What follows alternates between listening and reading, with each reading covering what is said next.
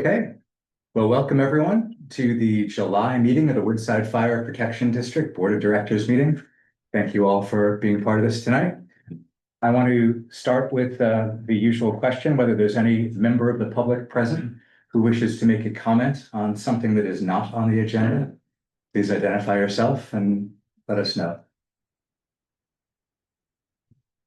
I think I recognize everyone on the call, so I don't think there is a member of the public at this point. Maybe one will join. We will keep asking that question as we go through. And I will move us on to the consent agenda portion of the program, where I would entertain a motion to approve the consent agenda. I move that we approve the minutes of the last board meeting. I second the motion. All in favor? Agreed. Aye. Aye. We have moved forward with the consent agenda. I apologize for the interruption here. What was the motion to approve the entire consent agenda? It should be. Let's do it again. Why don't you rephrase your motion to encompass the entire consent agenda versus simply I the move that minutes? we approve the entire consent agenda. I second the motion. All in favor? Aye. Aye. Thank you. And thank you very much for keeping us in fair ground, Ruben. We appreciate it. I will comment. I was very happy to see the financial reports and have all our money come in and have our balances begin with a 3 for a minute or two there until they get moved back down. But that was great to see. The next section of the meeting is a public hearing, and I'm going to invite all members of the public who wish to make a statement at the beginning of this to do so now, because I'm not sure this is going to be a particularly drawn out topic, but based on the new AB 2561, we will conduct a public hearing on the status of all the vacant positions and recruitment and retention efforts as required by this AB 2561. And we will consider providing direction to staff in this section. Is there anyone from the public who wishes to make a comment at this point? Seeing none, we're going to move ahead, and I will ask the chief to just give us a quick summary of what this means and where we are with hiring, which I think we all saw from the report, but I want to be complete about it. Yeah, so a little background on this. So California State Assembly Bill 2561 was approved in September of last year, went into effect January of this year. Basically just states that a public agency shall present the status of vacancies and recruitment and retention efforts during a public hearing before the governing body at least once a year, and it needs to be done prior to our final budget approval. We invited the labor groups, gave them this information that was passed out in the board packet that kind of goes through the positions that we have authorized and the number of vacancies, and they declined to attend because our vacancies have all been filled or are going to be filled. There's nothing that needs to be done as far as our retention policies and recruitment.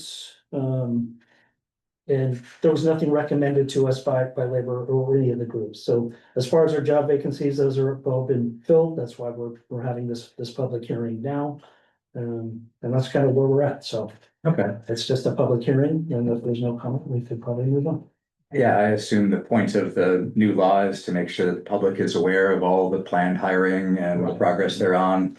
A lot of districts are way behind their hiring goals. Maybe that's important for people to have access to. Right. But in our case, we've actually done a very good job of recruiting, filling our positions. So I will ask once more after that description, whether there's any member of the public who wishes to make a statement during this public hearing. And again, seeing no one I don't recognize, I'm going to say there is no member of the public wishing to do so. So with that, I'm going to conclude the public hearing that we are required to have for our hiring. And we're going to move to the regular agenda business items, where, once again, the public is welcome to speak on any of these. And the first one is going to be this discussion about our agreement with the city of Redwood City to share the provisions of the EMS coordination services as we have for many years. I will ask once again, is there a member of the public who wishes to make a comment on this upcoming topic? Because I will not be asking again in this one. Once again, there is no member of the public who wishes to comment. So maybe I would ask Chief to simply summarize the agreement, which I'm sure we both read and is very consistent with past practices. So not controversial. I know this is information only, but maybe just for the sake of completeness, a quick summary. Yeah, so we've been working on this for actually several months, and it took us, I think, a while to get all parties, to the table to finally get it all signed and agreed with. So that finally happened. We signed it on July 10th.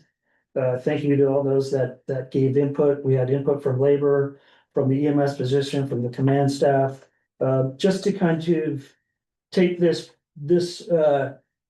position. And before, it used to be a lot broader and covered a lot more. And we found that was a position that we needed to kind of bring back to our Woodside a little bit. Working with Redwood City, they were, how should I say it? Not as in tune with some of the medical stuff that we thought they should be taking care of in-house. So we've kind of tailored this program to this agreement to let them do more work on their side of the table. Which is, I think, freed up our EMS position a little bit more to do more of the EMS, responsibilities that they need to handle, not the small things that could be handled in-house. So therefore, we came up with this agreement. Many meetings occurred to get this done, and it's finally done and signed. There was a small reduction in the rate of pay that was given to us, but that was to help offset them and paying their people to do the work that we're asking them to work on. That's pretty much Essentially just a restructuring of the roles and responsibilities of the position itself. It got kind of out of line with the initial concept of what it was supposed to be, and we ended up a significant portion of the workload was put on Med 2 position that had to do more so with Redwood City and their medical structure and how they do things. So we restructured it, and it's more beneficial for our employees as well. And they've also taken a lot of the onus of their program and got it up and running. So it's beneficial for both parties.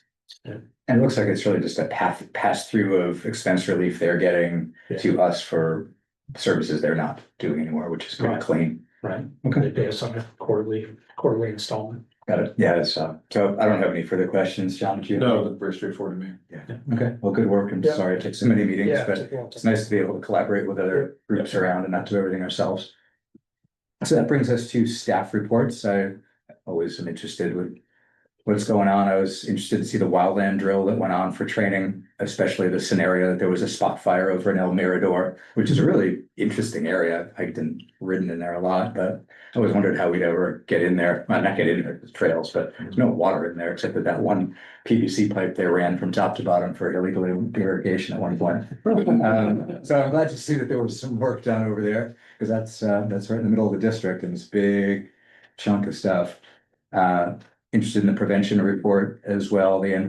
Notice that the N5 sensors don't go off when there is fire, do go off when there's not. So let's continue to be a beta site for them and provide them feedback for free, but be a little hesitant to know what we're getting. And I really appreciated that you also put in the data of how many parcels have been completed, around 1,000. I think it's great that we've gotten to 1,000. I think we all knew this was going to be a process, but I think it's good to keep that information available to people as they know how we're going. And if there are learnings we need to know about or changes we need to make, as we said, we've implemented it, please bring it forward to us, because we don't want to wait until things get more contentious. I was excited to see both a type 1 and a type 3 engine in discussion in the operations report. We can restock, especially the type 3 is pretty cool. Yeah. And I was very impressed with the depth and the length of the PubEd newsletter. It looks like a lot of work went into that. And I thought it contained a lot of the excellent messages, both on prevention as well as just awareness. So, a wholesome set of staff reports. I appreciated it. With that, we could move to fire chief's report. If you want to give just district updates, we'll continue to focus our time in this meeting, obviously, on the closed session. Yeah, so as far as district updates, once again, I'll touch on the firefighter recruitments. We've had 3 new lateral firefighters who started shift this month. I'd like to welcome firefighter paramedic Chad Blackman, firefighter paramedic Jeff Harris, and firefighter paramedic Nate Steele. Our new lateral personnel will help offset some of our current vacancies and bring some established experience from different agencies. It's great. One of them came from Auburn Fire, one from Livermore Pleasanton, and Chad was originally from Stockton, moved to Tennessee. He was in Tennessee for a while and came back to California. So great to have them on board. They all started shift this month. That's great. Yeah. District labor negotiations, we'll talk about that in closed session. We're currently working on with the 3 groups that we have. We'll discuss that in closed session. Other news last week, I was informed that past fire chief Richard Fagoni had passed away. He was 86 years old. He served as a department fire chief before. Going backwards, it would be, if you were here during Fuge's time, you were No, not I here wasn't during Fuge. So before Fuge, there was Chief Kiddo, before Kiddo, it was Fagoni. So I don't have an exact date actually when he served. I haven't had time to look up in our archives to see, but I'd like to get those years of service and see when he actually served. So it was quite a while ago. I never got to meet the man, so I think I heard he lived up in Red Bluff, somewhere in Bud. Yeah, I don't think he came to events since I. Yeah, so just want to pass on that news. Other things, Station 7 T-Mobile, we met with Mike Wasserman and T-Mobile PG&E last week, and the bad news is that the cow will not be going away by the end of July, and it will probably be here probably in time to still decorate for Christmas. So that was the worst news that we got. It has to do with the temporary power. They thought they were gonna pull temporary power Yeah. through the conduit that we had for the generator that's now being used. And it turns out they can't pull temporary power and new fiber line through the same line because the fiber line is very delicate and they can't do that. So the other option was to run a 24/7 generator Which would be. for the next Yeah. 3 to 4 months. And I said, no, we're not doing that. We're not gonna annoy our department personnel and our neighbors. So we're stuck with the cow. We met with PG&E. PG&E's put together a time lapse schedule for us. So they're gonna set the first PG&E pole on our side of the street because they have to run power from the other side of Woodside Road. Set a pole there, set a pole on our street, put in a pedestal, and that takes months in PG&E time because of That's because it's PG&E. encroachments, permits with Caltrans of shutting down the road, inspections, so. They're supposed to put the first pole in the first week of August, the second one I think goes in September. And then with inspections and stuff, they said by And end of November, When December, it rains. yeah, so. It's not going away yet. So maybe we can get T-Mobile to pay for one of those Christmas trees I saw as a kid in Michigan, where they would take like a big light and just run the giant lines of Yeah, lighting down with a exactly. huge tree. But the new monopole's up, all the antennas are up, all the other infrastructure is all done. You go there, it looks like a working vault. Got it. San Mateo County updates, DEM, the county have been working on the all hazards evacuation plan, the updates to the PG&E critical facilities data to release, and then they've been working on the countywide alert and warning systems. And what they've done is through Rave and SMC Alert, they sent out an email to all of us saying, hey, we have these pre-plumbed messages. We kind of reviewed it today in our staff meeting. We're gonna do some more training coming up on it, but basically there's about 40 something prescribed messages in there, anything from, Building collapse. yeah, building collapse, Tsunami. flooding, Yeah. tsunami warning, right, everything. So they have all these pre-built messages, so you can go in there, select one. You have a template started, you can add what you want to add to it. Makes it easier for us. And then can you target specific zip codes or area codes? Yeah, or- and Kim is actually really good at that. Her and Selena have done those messaging before. You can actually draw polygons on the exact sections that you want to notify. So you're not, if you want to blanket just the whole district or versus a certain neighborhood, you can do that. State fire updates, it's funny, I took this information down a couple of weeks ago where they said, the potential across California is expected to increase steadily through the summer with both north and south operations forecasting above normal large fire activity by July and August. We've been pretty grateful and thankful here that we've had a pretty large, a good coastal influence that's kind of kept the temperatures cool. But as of today, still statewide, there've been a lot of fires, 4,759, which have burned almost 230,000 acres so far this year. A lot of those up north that were started because of lightning strikes and the county had sent out. We haven't sent out any type 1 strike teams, nobody from Woodside yet, but the county sent out an OES type 5 strike team that is still up north. I think they're on week 3. They just did a changeover. I think the other day, so I think they just started week 3, so they're out and about, like I said, nobody from Woodside fired yet, and we'll see how that goes, but that's all I have for my district. Thank you. I read it was the coldest so far. It's been the coldest summer since like 1990 or something. Yeah, Great. interesting. Keep it coming. Not at all. Do we have any written communications? we Yeah, could do? communications, I just have here. what was a card, a thank you card from the Elks.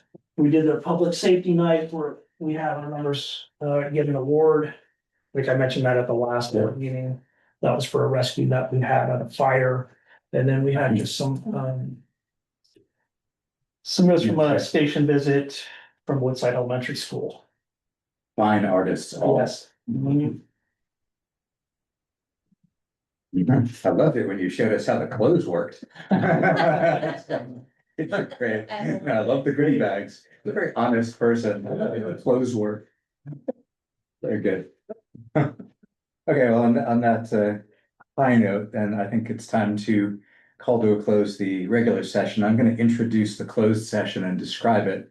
We're going to go into a conference with labor negotiators subject to Government Code Section 54957.6. And we're going to be working with our agency designated representatives who are Fire Chief Tom Kasheri and Deputy Fire Chief Eric Zabala. We'll be considering negotiations with the employee organization called the San Mateo Firefighters, IAFF Local 2400 District 9, and a separate employee organization, the Woodside Fire Protection District Chief Officers. We'll also be considering the unrepresented employees, which include the finance manager, HR benefits manager, public education officer, fuel mitigation officer, fire inspectors, and receptionists. And this is our first meeting on the upcoming labor negotiations. We're going to go do that in closed session. We will return to public session after that, and if there are any actions taken, we will report them. With that, unless there is a flag on the play from my referee, Mr. Cruz, I'm going to adjourn the regular meeting, and we're going to enter closed session to return upon completion for the public session. And I thank you all for coming. Thanks, Ruben. Thanks, Vince. Thanks, Scott. Thanks, Keenan. And hope I didn't miss any. Chris O'Leary. And Chris. We're going to sign off. Have a great month. Thank you.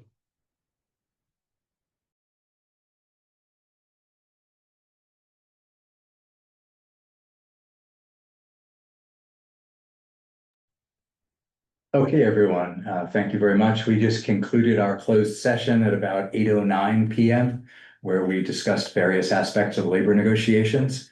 And we had a great discussion, but there are no reportable actions. No actions were agreed to during that session, so I have nothing to formally report as an action.